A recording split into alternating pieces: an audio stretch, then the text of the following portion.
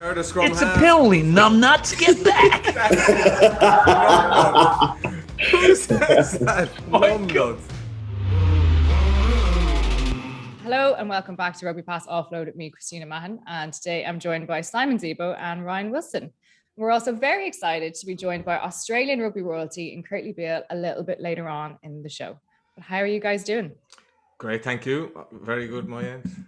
How are you, Ryan? I'm very well, thank you, mate. I do the hand posture because it's just easier letting you know to go first. I know the listeners can't see us, but yeah, you first, mate. No, I'm good. I'm good. Cheers, buddy. That's good. That's good. You guys both managed to get a weekend off. Did you get up to much? No, I didn't.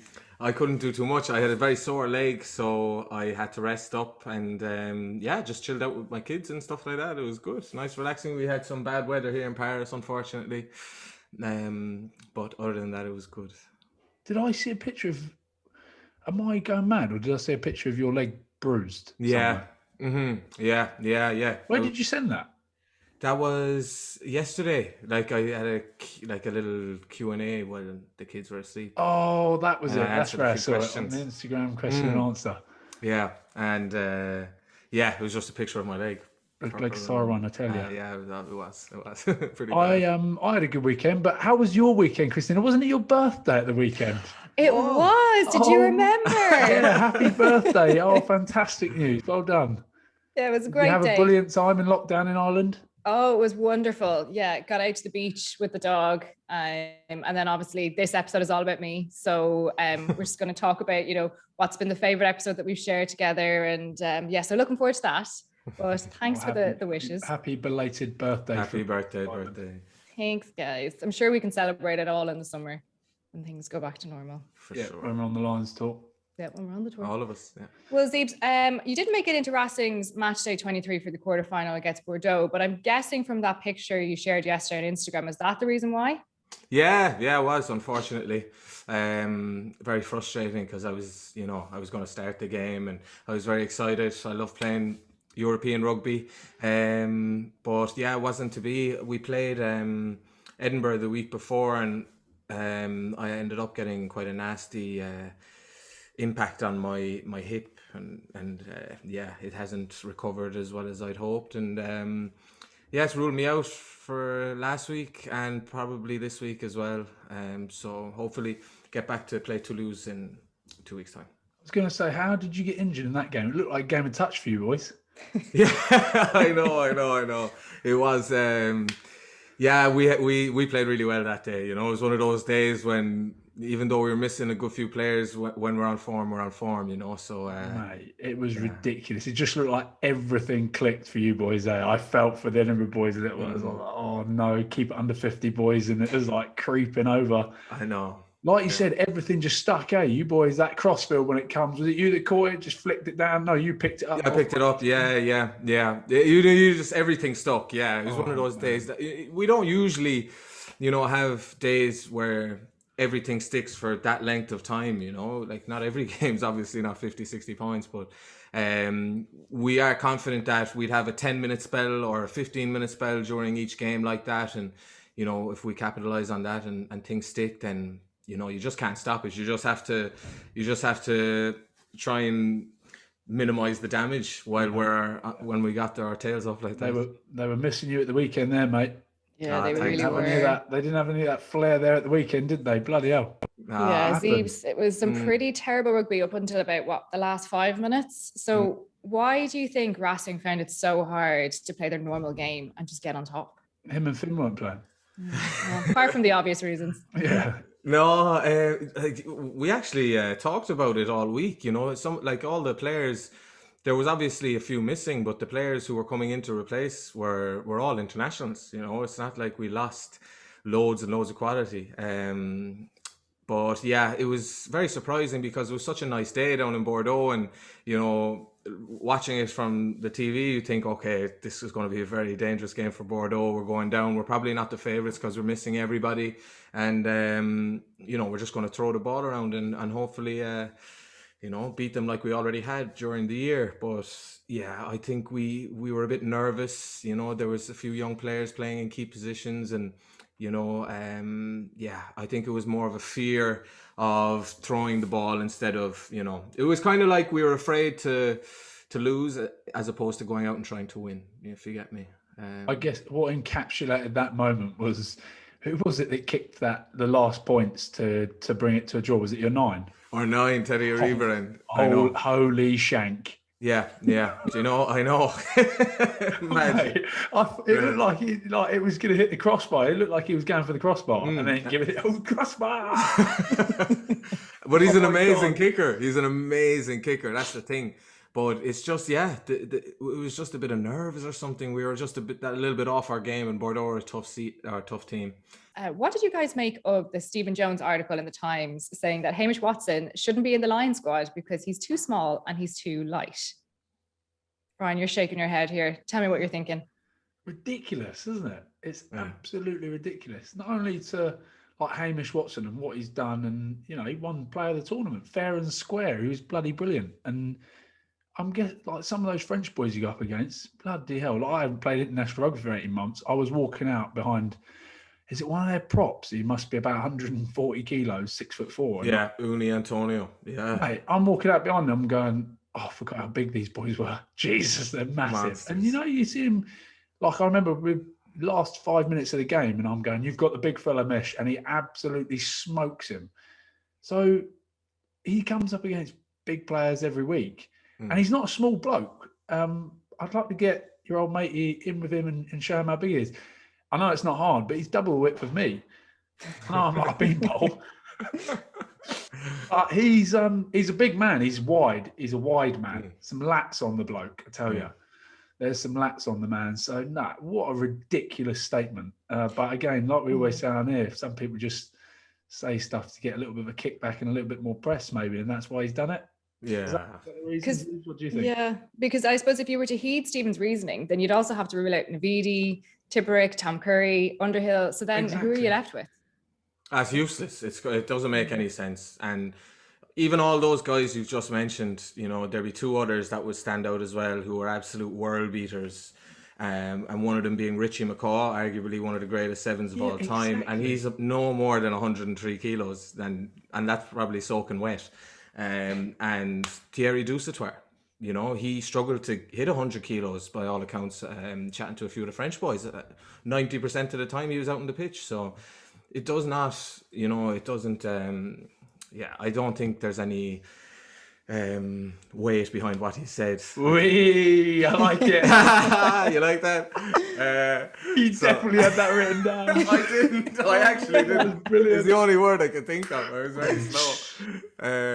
But it's probably for a few clicks because it's outrageous. He's just proved against every team in the tournament that he's the best player. So how can you say he's not able to face the Springboks? I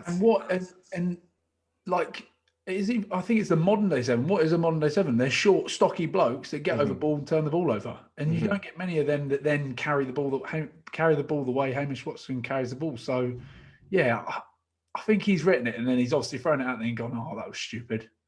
But when is he going to be completely isolated, 1-on-1, to tackle? You know, say I don't know, Vermeulen or Steph Dutoy, when it's close quarter contact when you're in the pack. You're not going to be completely isolated. 9 times out of 10 it'll be a double hit anyway. So even if he was, say, 90 kilos, he still wouldn't matter, you know. So I don't agree with it. Probably, you'd know more about the scrum and that, but if it would affect too much, but that's probably power too, wouldn't it? So. Yeah, we don't do anything at the back of the scrum. Well, I don't. Just lean in there and hope for the best. Right, well, we do have the main man himself with us now. So Kurtley, welcome to the show. Thank you for joining us. Thank you for having me. G'day, mate. Great to have you, mate. Yeah, cheers, mate. Well, look, I've heard a lot about this podcast, so yeah, it's great to be involved, and Well, hey, listen, mate, anything goes in it. You can just say whatever you want, and we'll just edit it really well. Well, look, Kurtley, with your interview, I don't want to start off on a sour note, but I do have to get your reaction on the loss to Bordeaux. What went wrong for you guys? Yeah, a disappointing loss. I think, we gave ourselves every chance, and we just didn't kind of have the finishing touches. I think Bordeaux put a lot of pressure on us. I think Jalibert controlled the last 20 minutes really well and kind of showed his class to kind of close out a tight finish. And it was unfortunate. I think, I don't want to put any excuses to it. We've had a few big names kind of drop out throughout the week and weren't available for us, but it was a great opportunity for a lot of these young guys. They've already told us that they were missing some big players, don't we? No. He's blown his own horn. I mean, it's no excuse, but I think experience in those big games is massive, right? It can be the difference in the end, and I think you kind of miss those big plays for big moments, and but I think the guys that we had, I think we showed a lot of character. We had a few disruptions throughout the week, but we showed that we could stick it through it, and I think just a bit of class by Jalibert in the end, just proved the difference. And come here now, cards on the table. Did you really give Jalibert a chance to make that kick when you saw him lining up? Well, he had the wind with him, so I'm like, I think he's got it. He had the wind. We were playing into the wind in the second half, so and I think that's where he used his skills very well. I think he's got a great kicking game, and he used the wind to his advantage. And when he got the penalty, 53 meters out, I thought he was a chance, but I was hoping the opposite. But he was too good. Had you been at home, they could have cranked up the aircon like in the reverse direction and like had it blowing the wrong way. Maybe. You never know. Oh, shit, man. But Bordeaux too classy, and they go through, which it's kind of tough to take. I think it's only taken me now, like today. It's kind of hit me a bit, it's a bit disappointing, but we've got a big derby game against Stade Francais this weekend, so we kind of shift focus now and try and get a good win there. You bust down to Bordeaux, or you fly down there? Yeah, we got it. PJ. We flew down. We got a PJ. We were very lucky, baby. Yeah.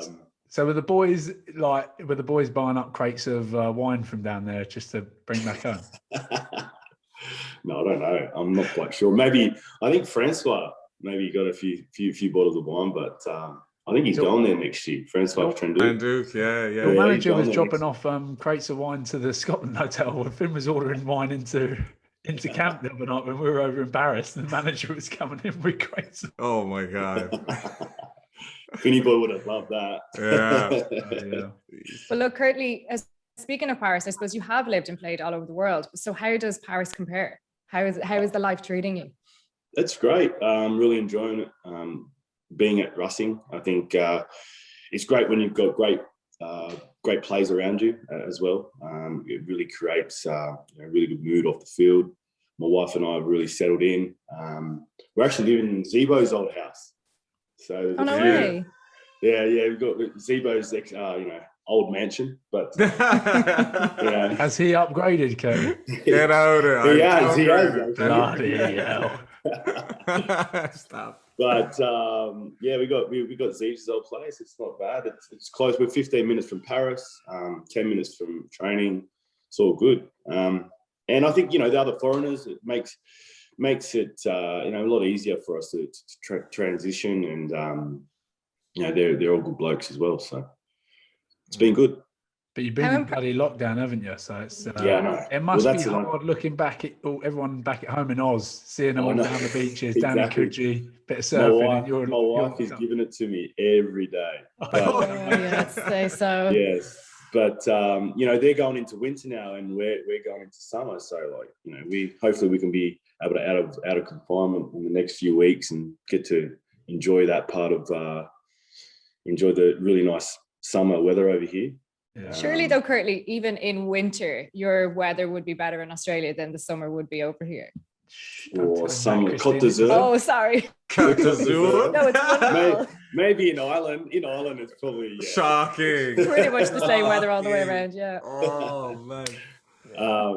I'm here. Like the summer over here is amazing. Like everyone talks about Europe summer back home when when it's winter. So. We've my wife and I have experienced a little bit of it, and hopefully we get to do it in the next few few months, anyways. Fingers crossed. Get down to Monaco, mate. South of France. Yeah. There you go. We might need some tips later, mate. So borrow the private jet. Pick me up in Glasgow, would you? Come here, Kurtley. How impressed have you been with the quality of the league over in France? Very impressed. I think if you look at the national team at the moment and the way they're going, they're obviously a lot of the quality players there, each playing at their clubs. You know, they're showing a lot of promise. You know, a lot of exciting display, and I think even with the Champions Cup now, there's 3 French teams in the semis. So it's, you know, it's definitely saying something about the competition and the young talent that's coming through over here. And you know, I think in terms of the rugby that's played, it's it's great. I mean, the style that Russing play, I think it suits my play and the guys around me, and we really enjoy it. And once we get the combinations right and everyone's kind of gelling, I think it's really enjoyable. I think, you know, I came in at the back end of last year, and seeing the guys go through the quarters, the semis, and then to the final of the Champions Cup, it was great to be around. It was great to watch, and as a player, that's what you want to, you know, involve yourself in.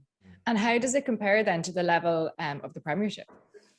The Premiership, I think, is also up there. I think, you know,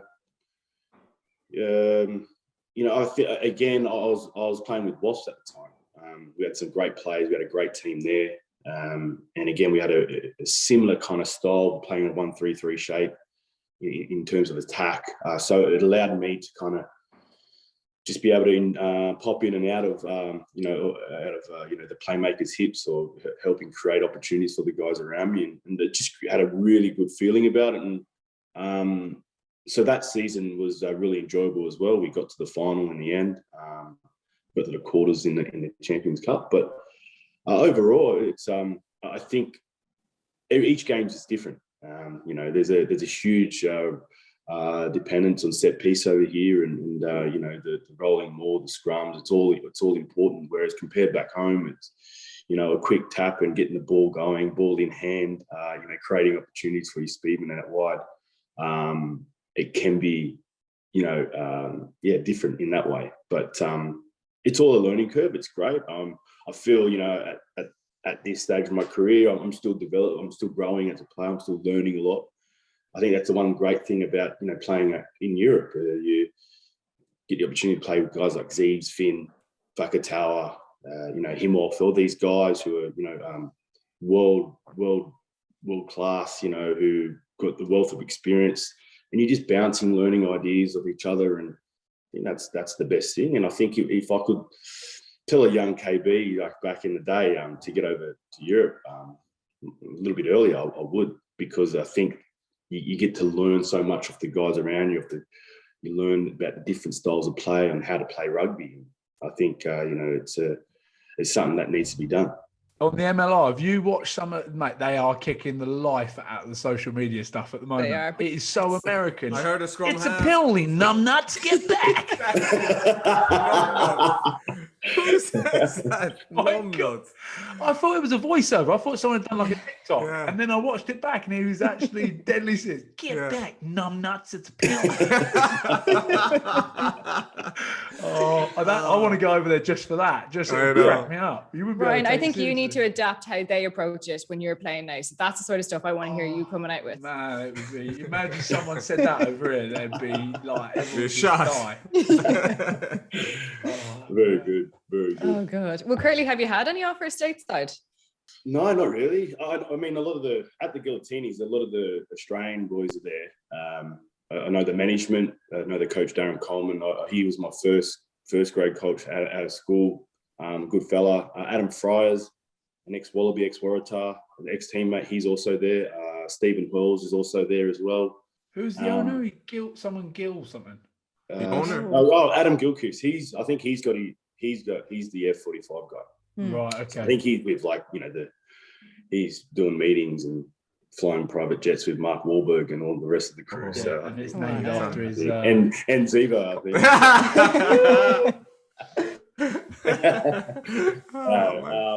But yeah, I think that the best thing about that, I think rugby's, and I mean the social media people are doing a great job of just smashing the media outlets. It's this potential growth there, and putting rugby on the map over in America for the world rugby. I think it's great. And who knows? It could turn into anything.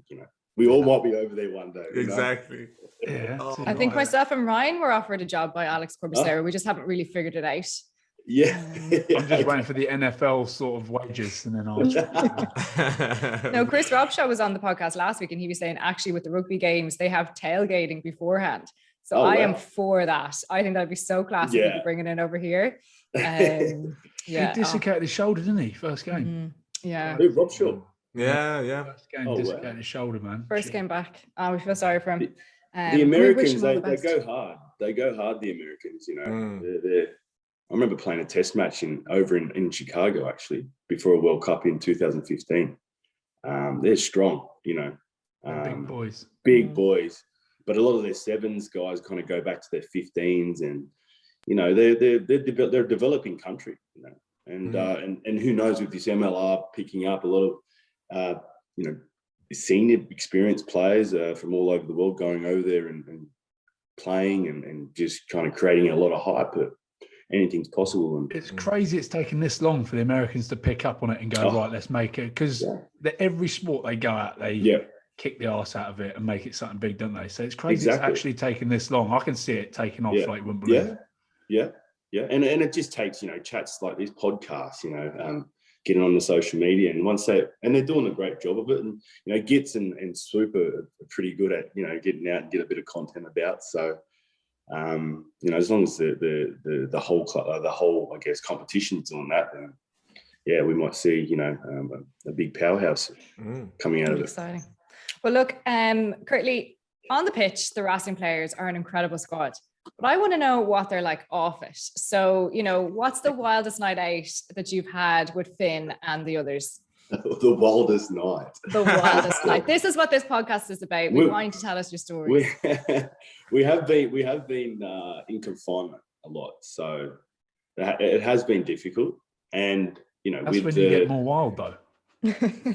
Well, it depends. Your birthday, bro. My birthday. Nice. Actually, you know what? It was a surprise party. Gathering.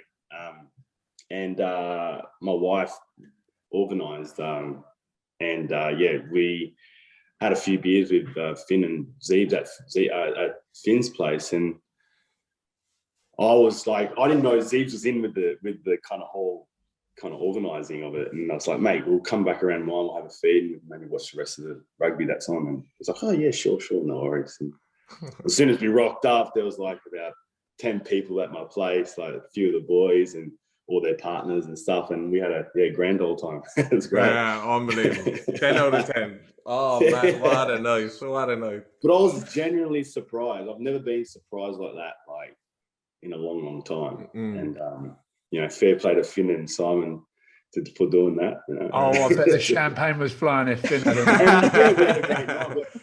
and they always, it's the unplanned nights is the best nights. You know what I mean? It's like, correct. They're the times where it's everyone just gets involved and gets amongst it, and has a jolly old time. Yeah, buddy. You've played with some amazing fly halves throughout your career. So where does Finn rank in that list? Like, how good is he? All right, Christina, that's weird. Keep going on about Finn all the time. I keep telling you. Christina, easy, tiger. It's not, are you getting a little bit jealous of the fact that I'm showing Finn some love here? It's usually Zebes that's talking him up on the podcast. Go on. Pretty boy. Class. I've been very lucky to play with a lot of great fly halves. I'll rank the top five. Maybe not top five. I'll rank them off. Matt Giddo, Quade Cooper, Bernard Foley, Denny Cipriani, and I'd throw in Finn there as well. There'd be. Bloody hell, you've played with some good tens. Jeez. You know what I mean? That's some big praise.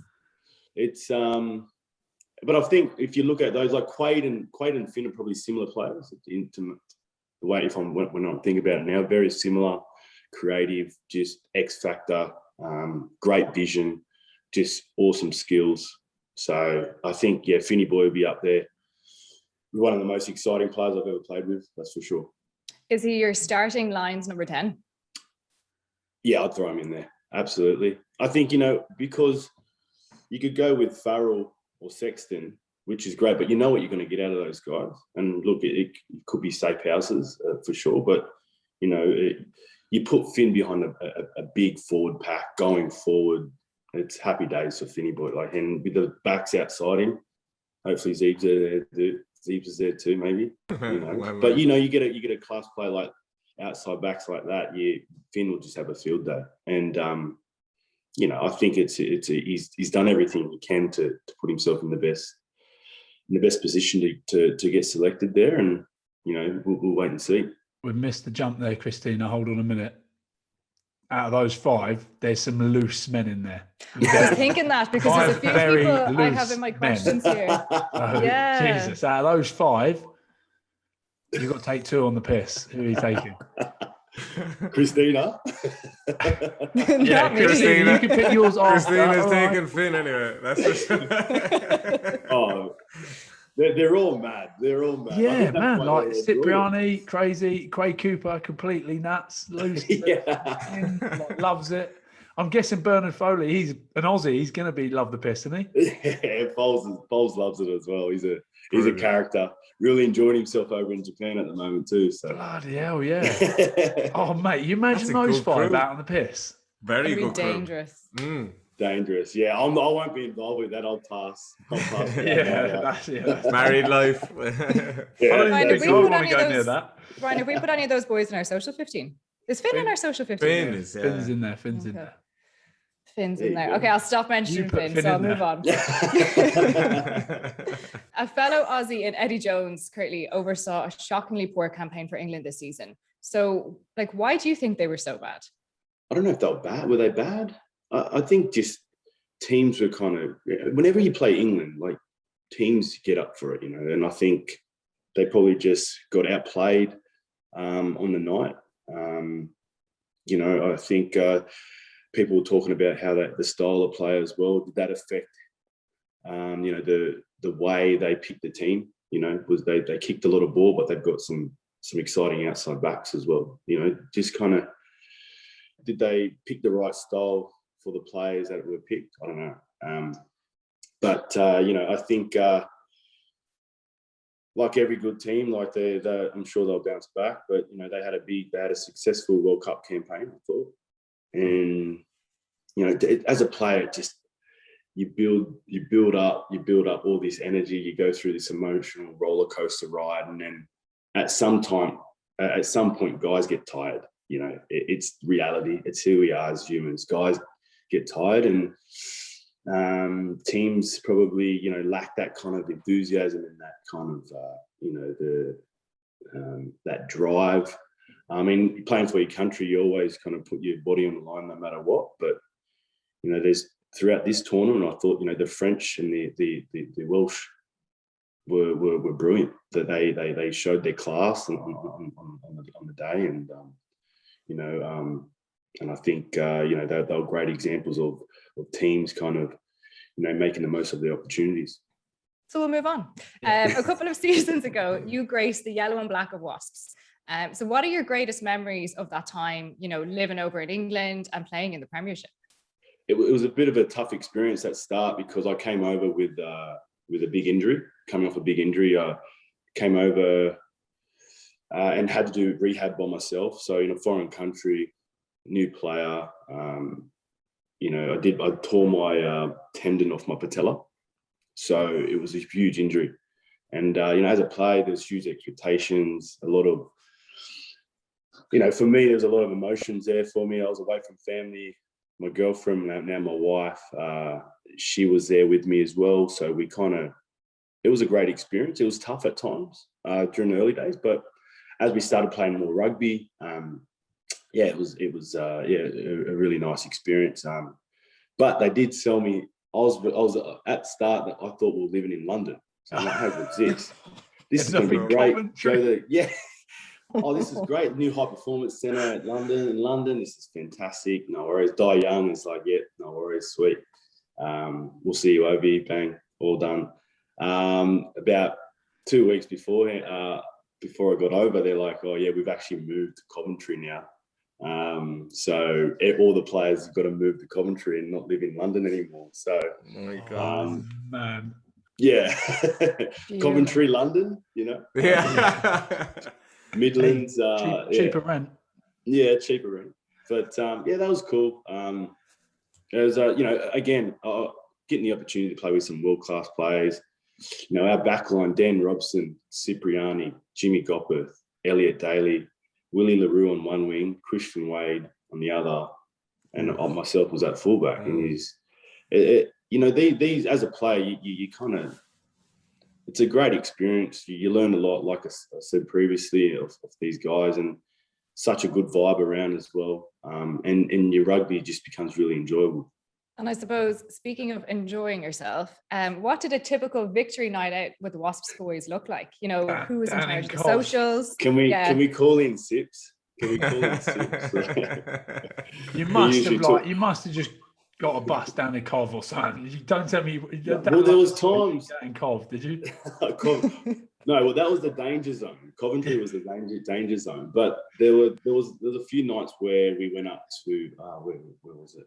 To Birmingham. Yeah, that's where we went. Yeah, Birmingham. Oh, wow. Birmingham. They talk like that.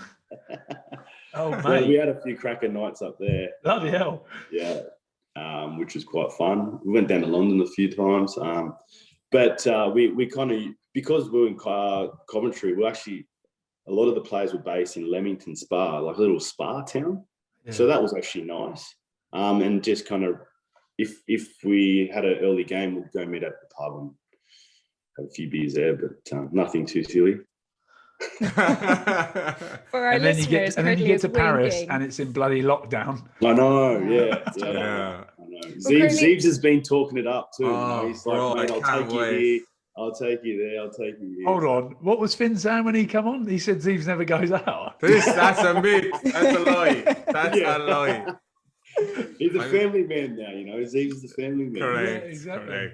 Correct. No, but you know, there's the spots we're going to down the river, the rooftop bars, the vibey. We have been out. Like my wife and I, we actually have been out with a couple of other partners and players, but they have like boats where you can kind of go and have a drink. So when we first got over, the confinement wasn't as strict, so it was okay-ish before we kind of went into confinement. And we got opportunity to go and have a drink and at this bar where it's called Shea Miller.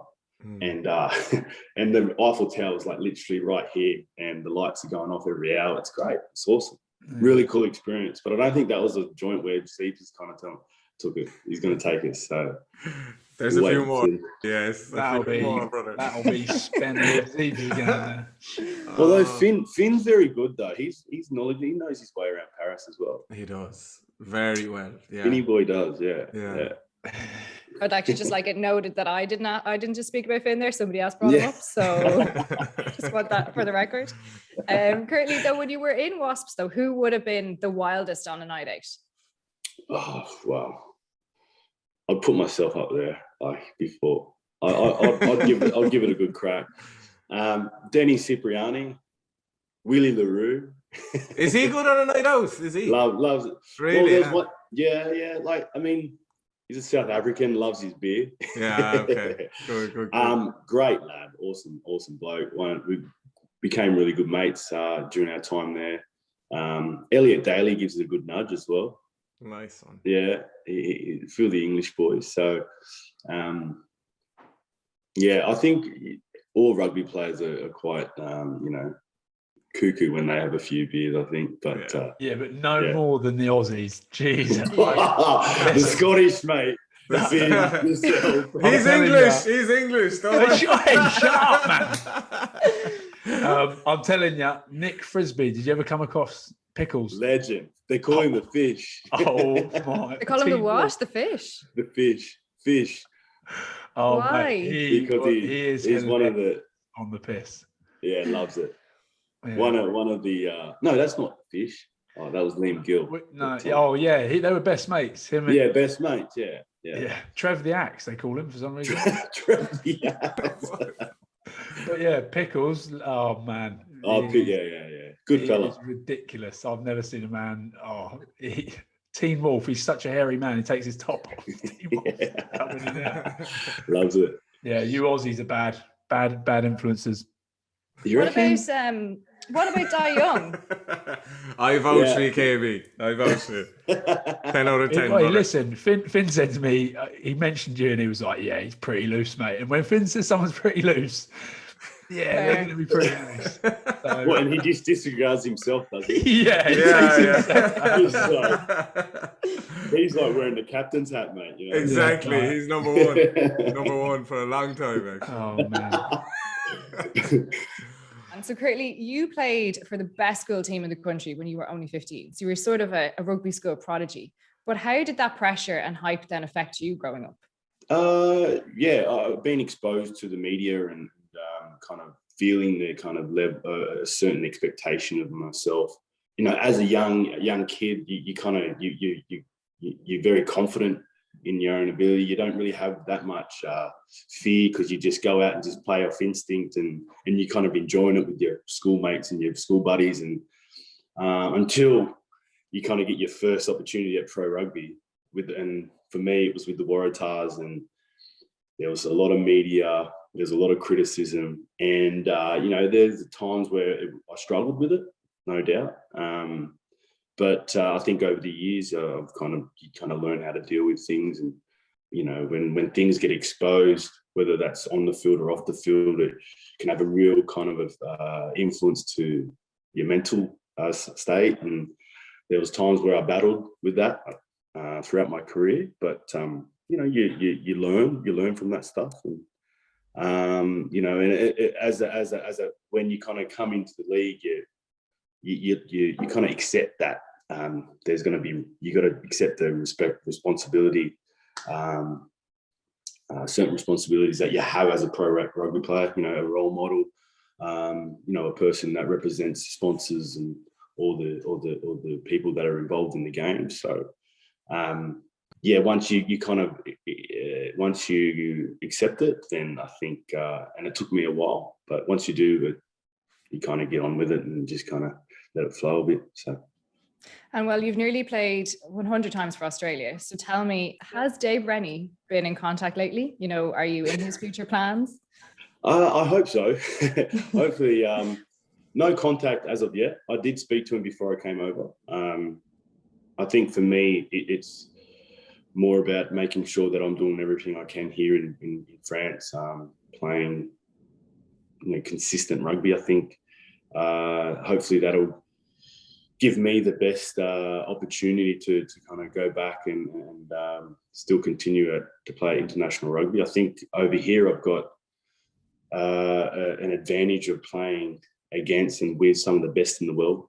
I think, again, I'm still learning the players around me, and I think that's going to give me the best opportunity to be able to hopefully get a call up at some stage. But for the moment, it's important for me to kind of continue playing rugby here, trying to play my best rugby week in, week out, and hopefully win the title and win some trophies and really enjoy my experience here. And then we'll see. I think what my aim would be to play at the 2023 World Cup here in France. So it is a while away, but the desire is still there. As a rugby player, you always, well, I know I always kind of want to represent my country whilst I can. I think I've got the experience. So I know I can maybe influence the guys the next generation of players coming through to help create a really good, healthy balance in a team. So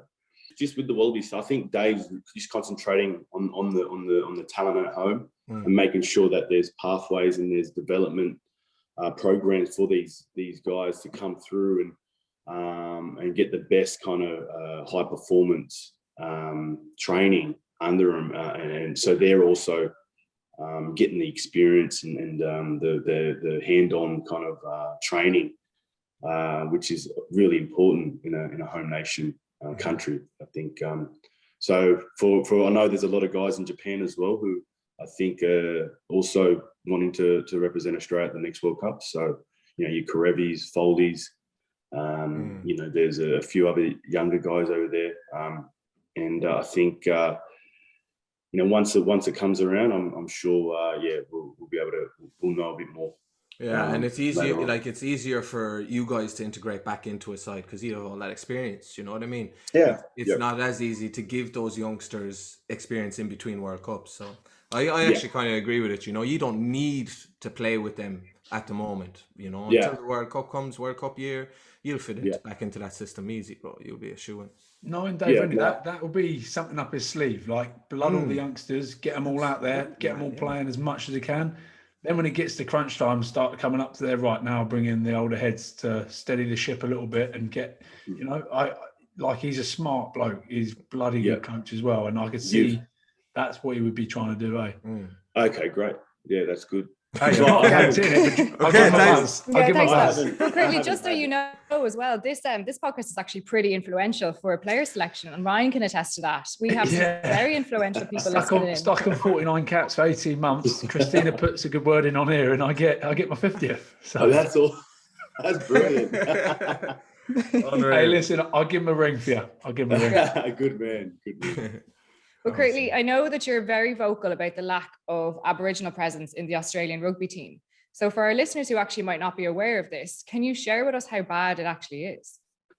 I think a lot of the Indigenous talent coming through, boys and girls, I think a lot of them grow up with the game of rugby league or AFL. So they're probably our two top sports in Australia. And I think a lot of that talent is kind of nurtured and on better pathways in those sports. A lot of the young kids who want to play rugby probably don't have the best pathways to kind of go into in rugby. There is one pathway, the Lloyd McDermott program. Lloyd McDermott was an ex-Wallaby who's now passed on, but his legacy was to create, you know, a pathway for these young Indigenous kids in the game of rugby to hopefully aspire to be a Wallaroo or a Wallaby one day.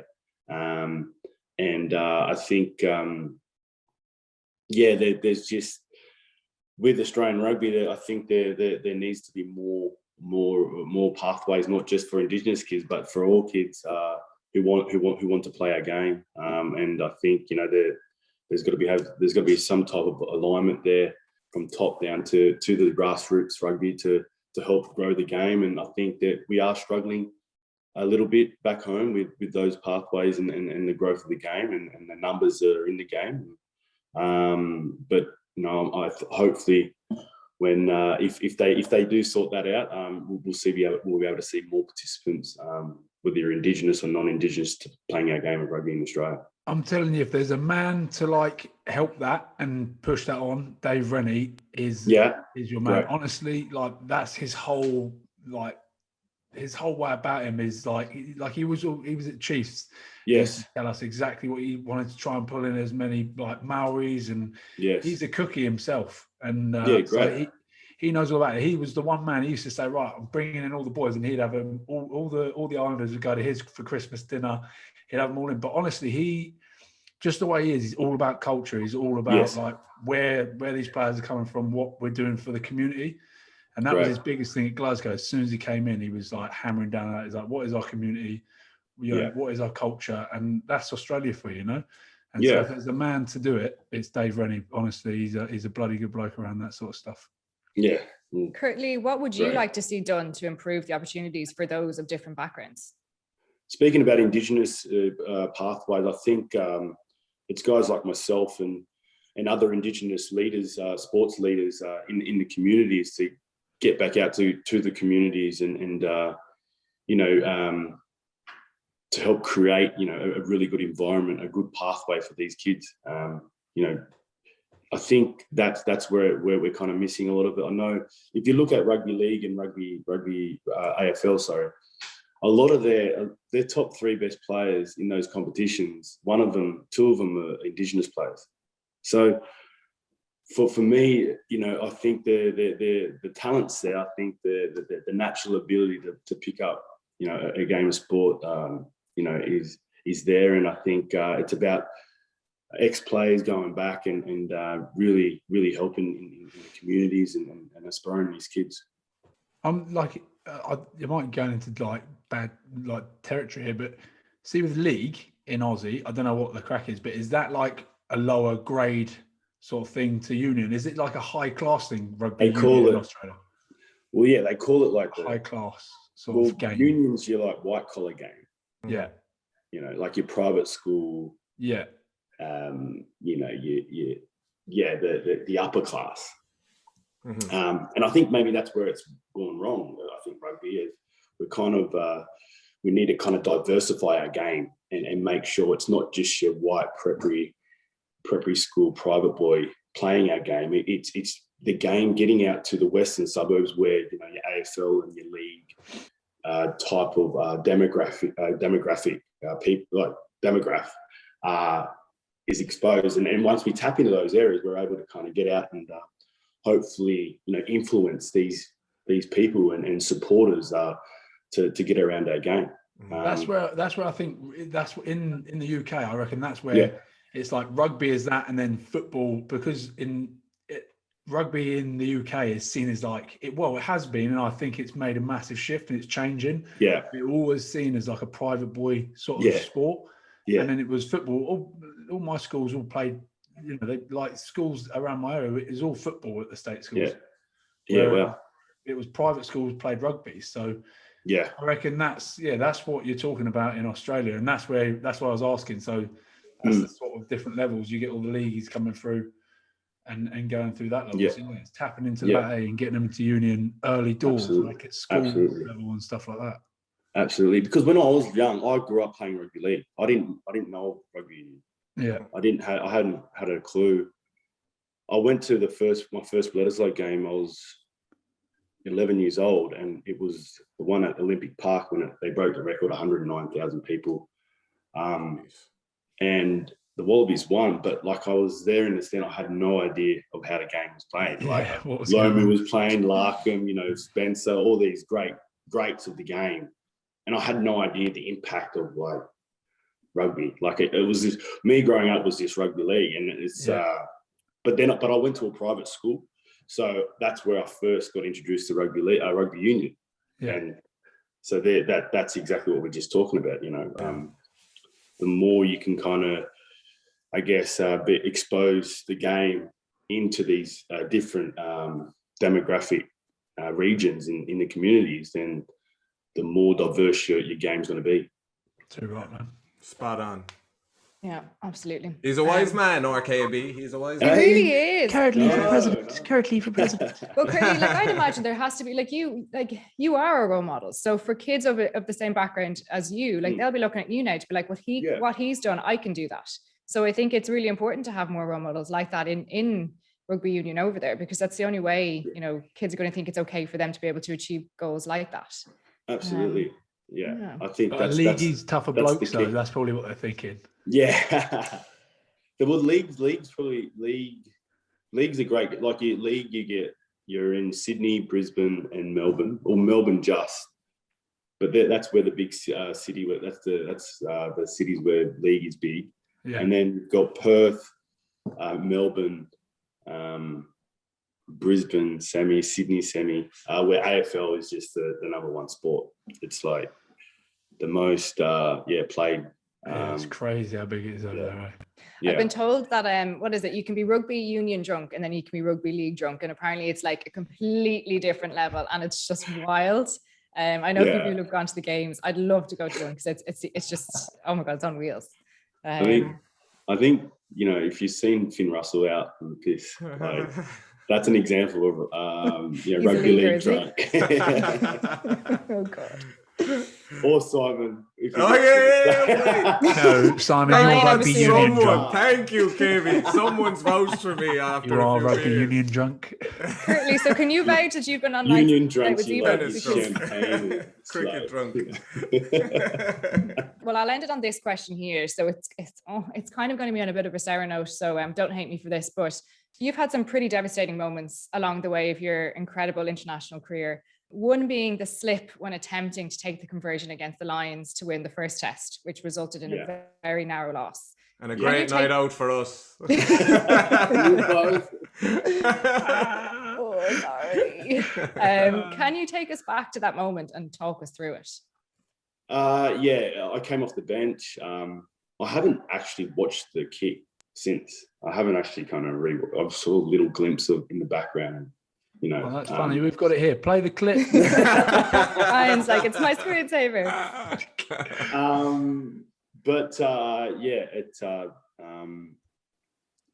came off the bench and I thought injected into the game, but that night at Suncorp, because it gets a lot of a lot of the league games get played there, and then I thought the turf was a little bit ripped up, and I forgot to bring my sprigs. So I'm usually playing in molds. I love mold. It's great. It's comfortable. But that night I should have wore sprigs. I should have wore sprigs. Looking back at it now, and going into the kick, I just didn't have enough grip with my boots to kind of stay stable with my plant foot to follow through with the ball. It slipped, but pretty devastating. Thanks for bringing that back up.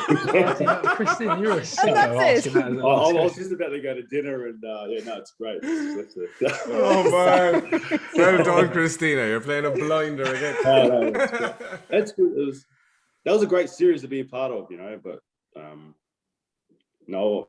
it's kind of looking back at it. It's kind of what a missed opportunity. But say la vie. Yeah, you live and you learn, baby. You live and learn. Oh, that's one thing Renz always tells you. We bloody studs, mate. Really? Well, look, Kurtley, I won't keep you any longer. I wish we could, because it's been so good chatting to you. But thank you so much for coming on the show. No, it's been great. Thanks for having me, guys. Really Champion KB, really appreciate you, brother. Cheers, guys. Nice to meet you. Brother. Take it easy. Nice All to right, meet you. I'll speak to you. Yeah, lovely to meet you. Thanks, my man. You're the best. We are back with our partners, Manscaped, who are the best in below the belt men's grooming, for another installment of Cut of the Week, where we ask our panel to pick their best moment from the weekend's action. So, Zeebs, of all the great women's Six Nations and European rugby we saw over the weekend, what goes down as your Manscaped Cut of the Week? Even though it hurts to say it, to be fair, it would probably be your man Jalibert's kick. It sucks, and it was a tough one to watch, but it was a hell of a kick, and under some pretty big pressure to nail that was pretty special. So you have to appreciate credit where credit's due. Hell of a moment, yeah. My Manscaped moment is, were you at wrestling when Big Benny Tamafuna was there? Yeah, it was, yeah. I'm going, how long's he been at Bordeaux for? Because I thought he was still at wrestling, and then I see him. This was his first season. How good for the big fella. The big fella, right at the end of the game, comes on as nimble as ever.